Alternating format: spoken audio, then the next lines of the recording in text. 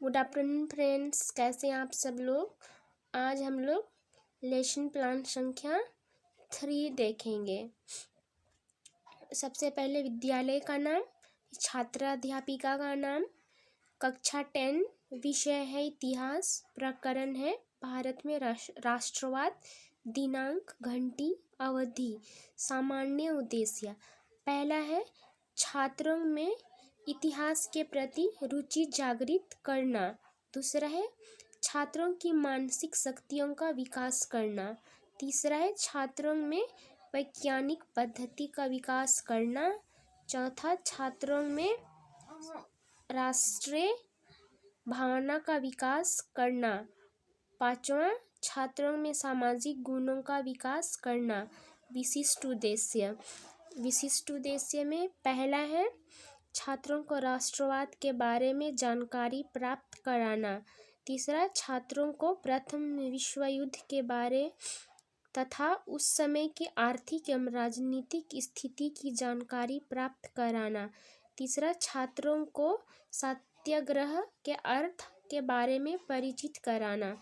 चौथा, छात्रों को महात्मा गांधी के नेतृत्व में किए गए आंदोलन के बारे में परिचित कराना। पांचवा है छात्रों को रॉलेट एक्ट के बारे में जानकारी देना। दूसरा पेज देखते हैं।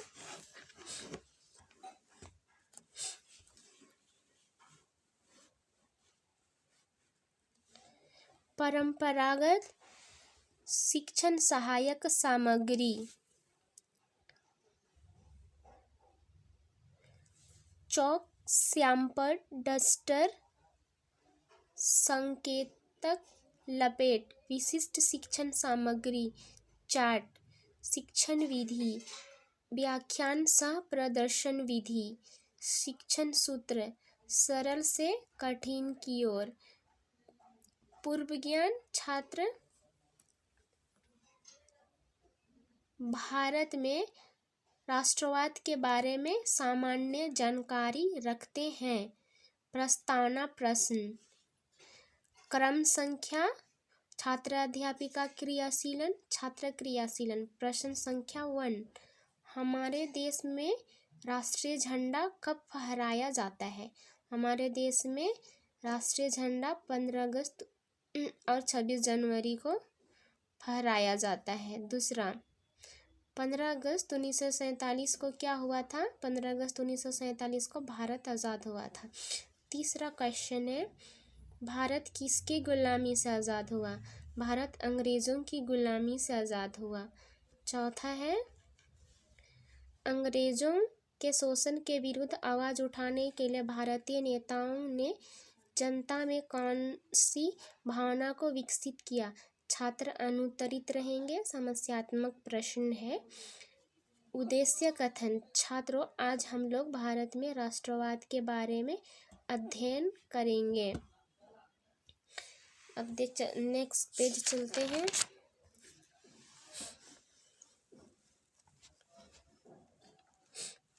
प्रस्तुतिकरण, शिक्षण बिंदु। पहले ही की तरह हम लोग 4 कॉलम बनाएंगे। इसमें पहला बिंदु है भारत में राष्ट्रवाद। यूरोप में आधुनिक राष्ट्रवाद के कारण राष्ट्र राज्यों का जन्म हुआ, जिसके साथ ही लोगों के विचारों में परिवर्तन होने लगी। उनमें राष्ट्र के प्रति लगाव का भाव पैदा होने लगा। इन प्रतीकों और चिन्हों से और विचारों से नए संपर्क स्थापित हुए। दूसरे उपनिवेशों की तरह भारत में भी आधुनिक राष्ट्रवाद के उदय की परिघटना उपनिवेशवाद विरोधी आंदोलन के साथ गहरे तौर पर जुड़ी हुई थी। औपनिवेशिक शासकों के खिलाफ संघर्ष के समय लोग आपसी एकता को पहचानने लगे थे। उत्पीड़न और दमन के साझा भाव ने विभिन्न समूहों को एक दूसरे से बांध दिया था। महात्मा गांधी के नेतृत्व में कांग्रेस ने इन समूहों को इकट्ठा करके एक विशाल आंदोलन खड़ा किया। बोधात्मक प्रश्न, यूरोप किसके कारण राष्ट्रीय राज्यों का जन्म हुआ। यूरोप में किसके कारण? राष्ट्रीय राज्यों का जन्म हुआ। दूसरा बिंदु है प्रथम विश्व युद्ध और उस समय में आर्थिक स्थिति। 1919 के बाद के वर्षों तक राष्ट्रीय आंदोलन नए प्रदेशों तक फैल गया। उनमें नए सामाजिक समूह शामिल हो गए थे और संघर्ष की नई पद्धतियां सामने आ रही थी। सबसे पहली बात यह है कि विश्व युद्ध में एक नई आर्थिक और राजनीतिक स्थिति पैदा कर दी थी। इसके कारण रक्षा व्यय में भारी वृद्धि हुई। इस खर्चे का भरपाई के लिए युद्ध के नाम पर कर्ज दिए गए और करों में वृद्धि की गई। युद्ध के दौरान कीमतें तेजी से बढ़ गई थी। 1913 से 1918 के बीच कीमतें दोगुनी हो चुकी थी, जिसके कारण आम लोगों की मुश्किलें बढ़ गई थी। अब दूसरा देखते हैं, दूसरा पेज। छात्र क्रियाशीलन। छात्र शिक्षक की बातों को ध्यानपूर्वक सुनेंगे। छात्र कक्षा में अनुशासन बनाए रखेंगे। यूरोप में आधुनिक राष्ट्रवाद के कारण राष्ट्र राज्यों का उदय हुआ। छात्र मुख्य बिंदुओं को अपनी कॉपी में नोट करेंगे। अब हम लोग देखेंगे श्यामपट्ट कार्य। यूरोप में आधुनिक राष्ट्रवाद के कारण नए राज्यों का उदय हुआ। साथ ही लोगों के विचारों में परिवर्तन होने लगी। 1919 के बाद के वर्षों तक राष्ट्रीय आंदोलन नए प्रदेशों तक फैल गया। अब नेक्स्ट पेज चलते हैं।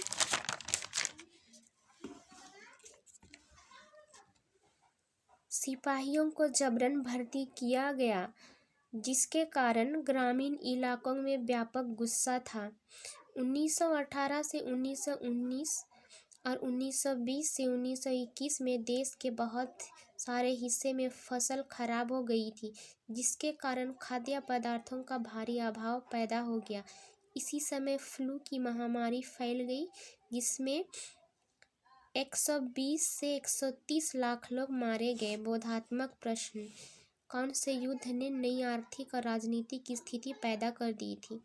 दूसरा है खर्चे की भरपाई करने के लिए क्या किए गए?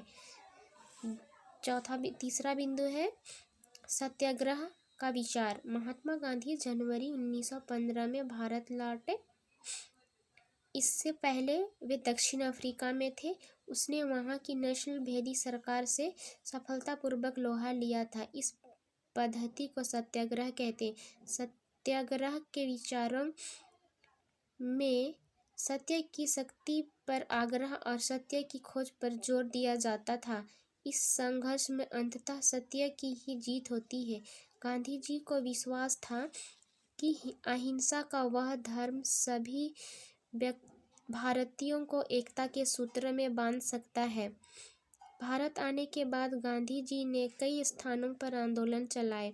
1916 में उन्होंने बिहार के चंपारण इलाके में किसानों की मदद के लिए सत्याग्रह का आंदोलन किया। 1918 में गांधी जी ने सूती कपड़े की कारखानों के मजदूरों के बीच सत्याग्रह आंदोलन चलाने अहमदाबाद जा पहुंचे। बोधात्मक प्रश्न: पहला, महात्मा गांधी दक्षिण अफ्रीका से भारत कब लौटे?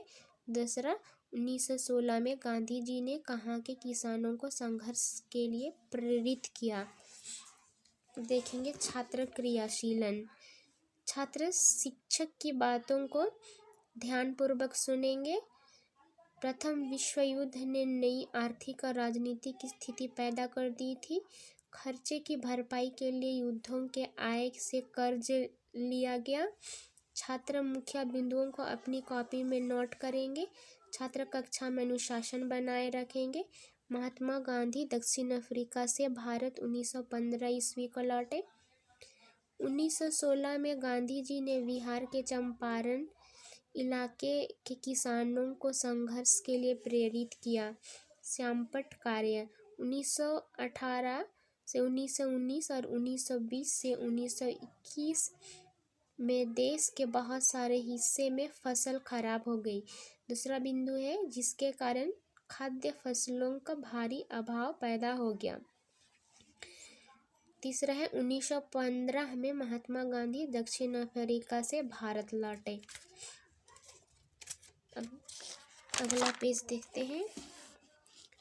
पुनरावृत्ति। भारत में आधुनिक राष्ट्रवाद के कारण राष्ट्र राज्यों का जन्म हुआ।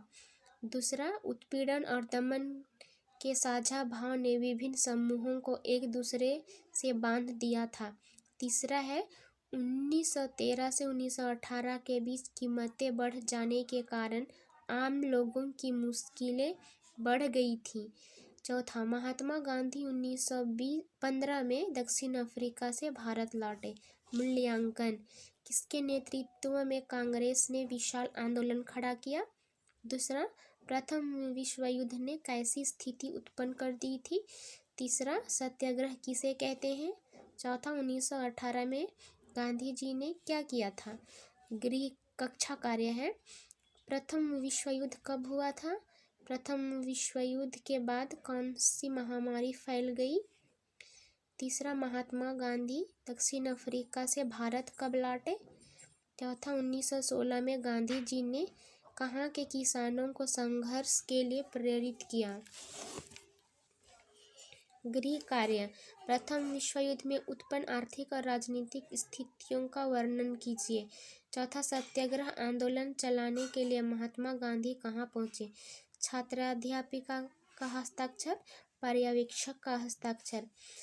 तो फ्रेंड्स, वीडियो अच्छा लगा तो मेरे चैनल को सब्सक्राइब करना ना भूलें और वीडियो को लाइक करें और अधिक से अधिक शेयर करें। धन्यवाद।